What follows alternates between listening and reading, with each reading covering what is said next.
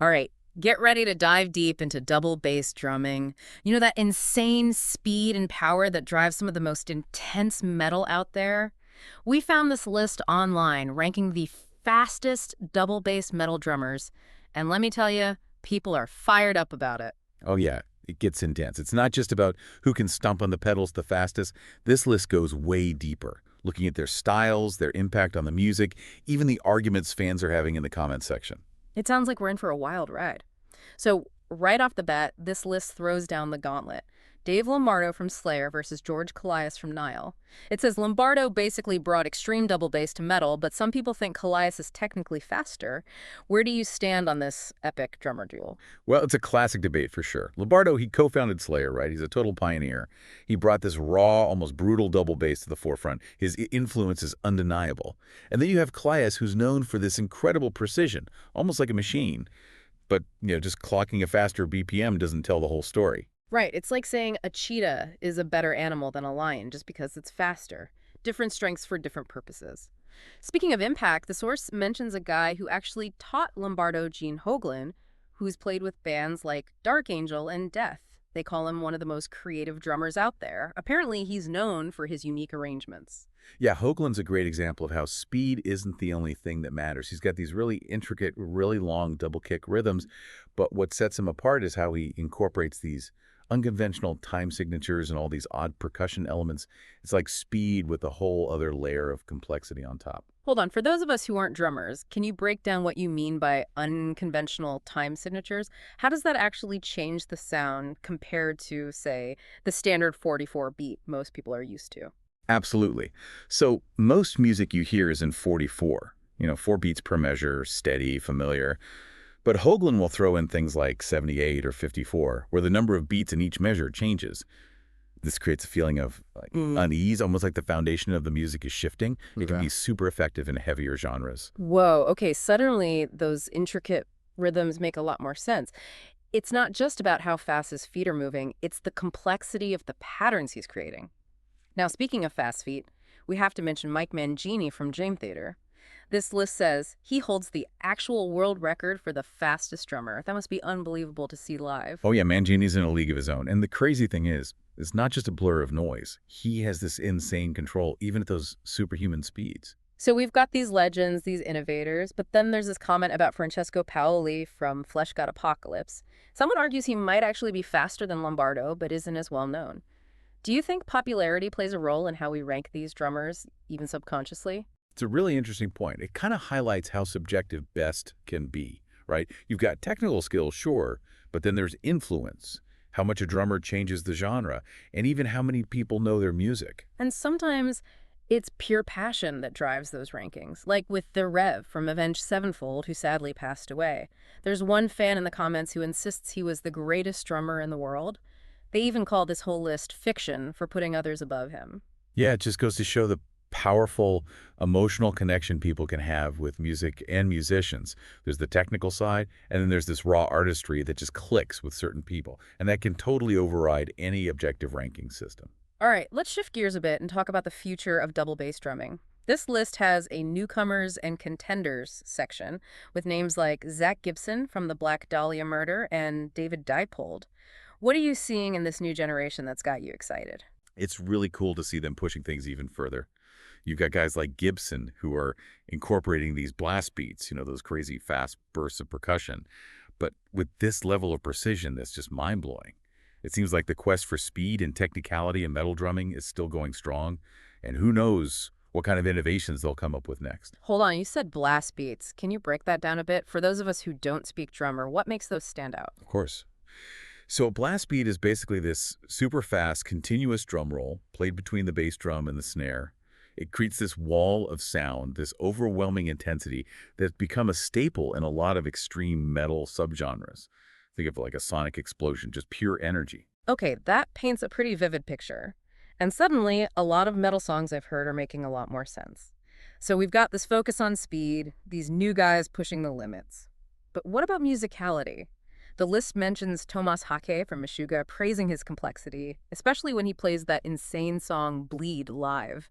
He's ranked lower on the list, but it sounds like there's more to the story here. Oh, Huck is a great example of a drummer who prioritizes musicality and complexity over pure speed, though he's definitely no slouch in the speed department. Meshuggah's music is notoriously complex, full of polyrhythms, basically, multiple rhythms happening at the same time. It's like weaving together all these different threads of rhythm to create this tapestry of sound. Hike's drumming is essential to their sound, and he pulls it off with such precision and creativity. See, that's what I love about this, going beyond just the fastest label and understanding how a drummer actually uses their skills. It's like, you can have the fastest car in the world, but it takes a skilled driver to make it really sing. Okay, time to address the elephant in the mosh pit. Lars Ulrich from Metallica. He's on this list, but the source makes a comment about Metallica's success coming despite his drumming. Ouch. Can we talk about Lars without starting a riot? Sure. Lars is an interesting case. He might not be the most technically proficient drummer on this list, but his style definitely works within the context of Metallica. He's got this raw, almost punk rock energy that drives their music. It's all about finding the right fit, and in Metallica's case, it definitely works. But isn't speed and precision still important? Even if it's a different style, don't those fundamentals underpin everything? You're right to bring that up. It's like a foundation. Even if a house has a unique design, it still needs a solid base.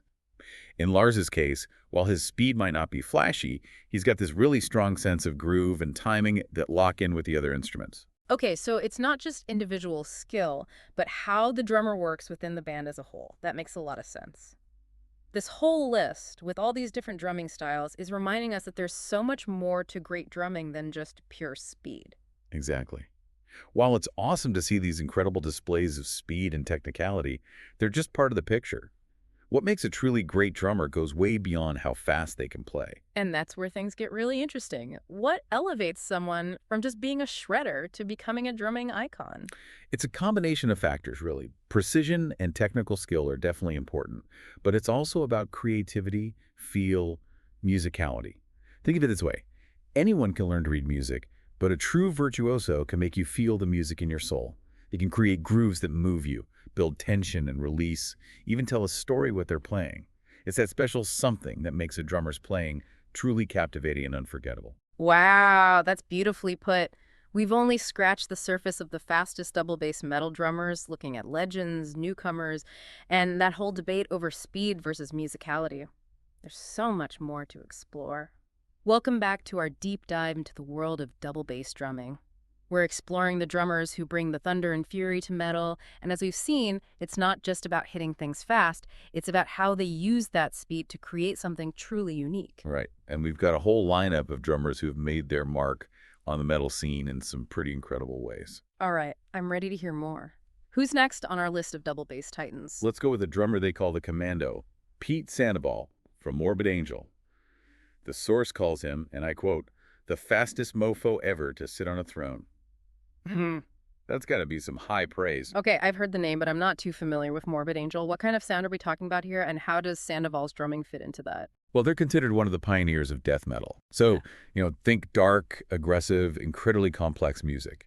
And Sandoval's drumming is like this sonic whirlwind. It's full of those blast beats we talked about, but he takes it to a whole other level. He combines those bursts of speed with these super precise fills and these lightning fast double bass patterns that just propel the music forward. It's relentless. So it's not just hitting things fast, it's about how he weaves those bursts of speed into the music. It's like controlled chaos. Yeah, exactly. It's like he's orchestrating this sonic assault. And speaking of influential drummers, we got to talk about Joey Jordison, formerly of Slipknot. Oh, yeah, Slipknot. I mean, those masks, the energy, those drums. Even someone like me who doesn't listen to a ton of metal knows Slipknot. He was incredible behind the kit. Yeah. He is known for his speed and energy for sure, but also for his versatility. The source points out that he's worked with all kinds of bands, from the heavy metal of Slipknot to the horror punk of Murder Dolls, and even black and death metal with Sinsanum. Wait, hold on. Horror punk to black and death metal. That's a huge range. Makes you realize that, mastering the technical side is just the beginning. You have to be able to adapt to all those different styles. Oh, for sure. It's all about musicality, right? And speaking of drummers who could do it all, let's talk about Chris Adler, founding member of Lamb of God, Grammy Award winner, even played with Megadeth for a bit. Okay, now we're talking about some serious talent here. What makes Adler stand out from all these other incredible drummers? Well, he's got this amazing combination of raw power and like a really sophisticated sense of rhythm and musicality. He's known for his powerful groove, but he's also incredibly technically skilled. It's almost like he's got one foot in the world of brutal metal and the other in something much more nuanced and intricate. So he's not just playing fast, he's really driving the music forward with a purpose. It's amazing to hear about all these guys pushing the boundaries of what you can even do on a drum kit. Yeah.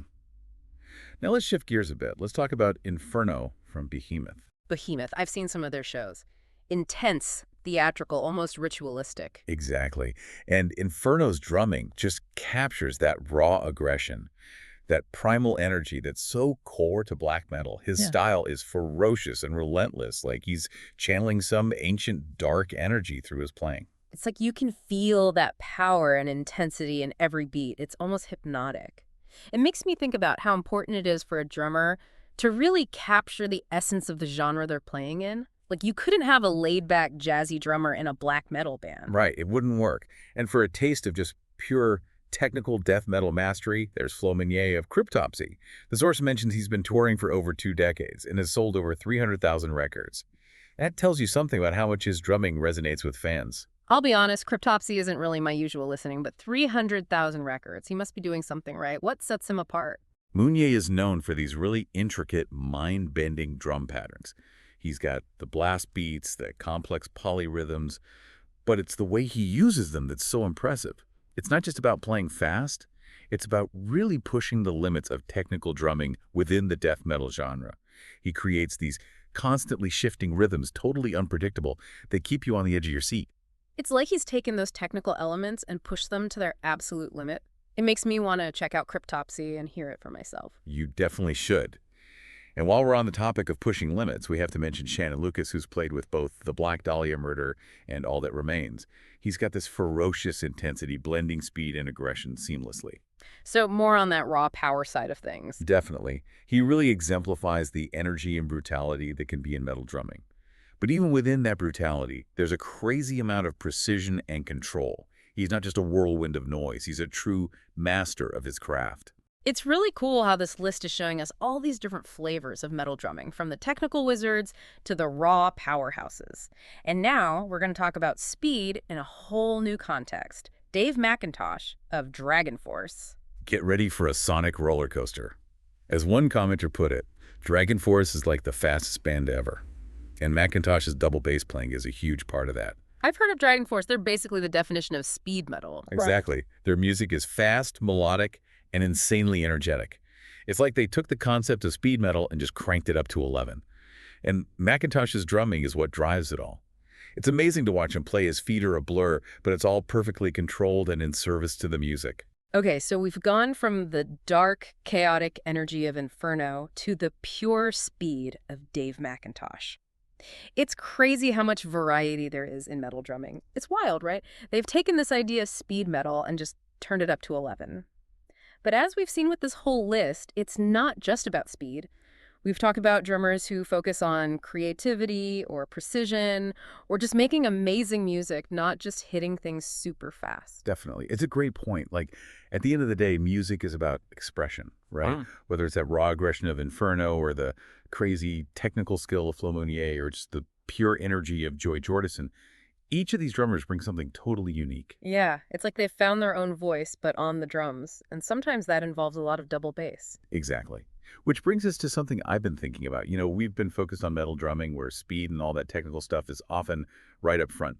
But what about other kinds of music? Where else do we see this emphasis on being a virtuoso, on having all that technical mastery? Oh, that's a great question to think about. Yeah, what other genres really value that technical skill? And who are some of the big names in those genres?